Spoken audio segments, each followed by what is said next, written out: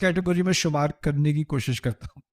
Intellectual تو میں ہوں نہیں، لیکن دوستوں کے ساتھ مزے کرنے، ادھر جانا ادھر جانا، اپنے آپ کو تفریح کرنی ہے اپنی.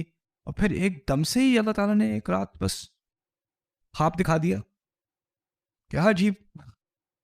میں اپنے پیرنٹس سے چھپ کے بیسمنٹ کے راستے سے نکل کے اپنے ہندو دوست کے ساتھ ایک پارٹی میں گیا تھا نیو یارک میں. 11 ساڑھے 11 بجے مجھے نکلا تھا. میں 3 بجے رات کے واپس آیا تھا، 3 ساڑھے 3 بجے. اور میں سکسیسفلی اندر گھس بھی گیا تھا، بچ گیا تھا، کوئی نہیں پکڑا گیا. اب پکڑا نہیں، میں سو گیا. اب میں سویا تو مجھے خواب آیا. خواب میں آیا کہ میں اپنی قبر میں لیٹا ہوا ہوں اور میری شکل کو ایک جیسے چھپکلی جیسی شکل بنائی ہوئی ہے اور آگ ڈالی جا رہی ہے دونوں طرف سے میری قبر میں، اور کہا جا رہا ہے یہ اس لیے کہ تم نماز نہیں پڑھتے. میں اٹھ گیا. یہ خواب دیکھ کے میں اٹھا تو میں نے کہا نماز. میں نے وضو کیا، نماز پڑھی. مجھے نماز ٹھیک سے پڑھنی نہیں آتی تھی، بھول گئی تھی. جیسے بھی میں نے کہا 5 ہوتی ہیں، تو میں نے رات کا ٹائم عشاء ہے تو میں نے عشاء پڑھی جیسے بھی پڑھنی تھی. پھر اس کے پیچھے مغرب پڑھی، پھر اس کے پیچھے عصر پڑھی، پھر اس کے پیچھے ظہر پڑھی، اس کے پیچھے فجر پڑھی. پھر رونا شروع ہو گیا سجدے میں، روتے روتے ہی سو گیا. صبح ایسے اٹھا ہوں. میں نے اپنے اندر یہ تبدیلی کسی کوئی دعوت سن کے یا کوئی ایسے نہیں آئی میرے اندر. ایک دم سے اللہ تعالیٰ نے دل میں یہ چیز ڈال دی.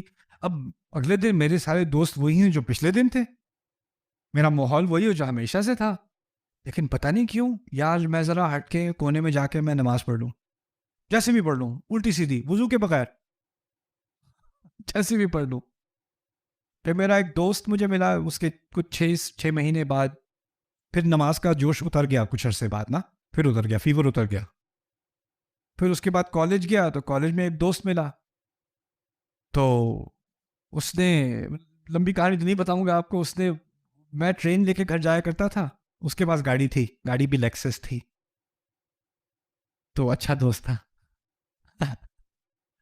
تو کہتا میں تمہیں رائڈ دے دیتا ہوں. میں نے کہا ہاں ٹھیک ہے.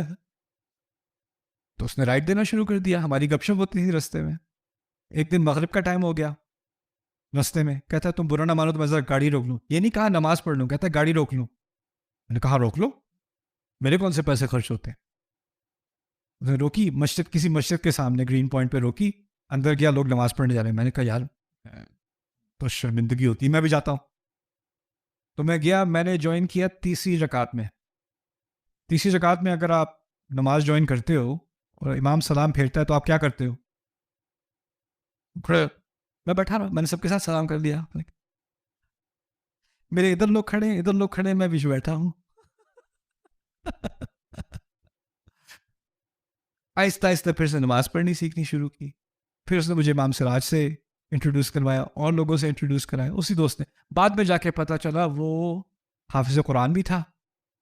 اس کے جو فادر ہیں وہ دین کی تبلیغ کا کام اور دینی تعلیم کا کام نیو یارک میں 30-35 سال سے کر رہے تھے. اور نیو یارک پبلک لائبریری میں انہوں نے قرآن کے ترجمے اور مولانا مودودی کی جو ٹورڈز انڈرسٹینڈنگ اسلام اس کا جو ترجمہ ہے، اس کی 4000 کاپیز ڈسٹریبیوٹ کی ہوئی تھیں.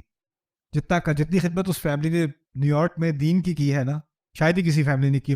کبھی اس نے ایک لفظ نہیں کہا اس بارے میں، ایک لفظ بھی نہیں کہا. لیکن خیر میں دوسری طرف نکل گیا. بات یہ ہے کہ کچھ لوگوں کا جو پتھر ہے نا، وہ صحبت سے یا کسی خواب سے یا کسی انسیڈنٹ سے یا کسی واقعے سے وہ پتھر ٹوٹتا ہے.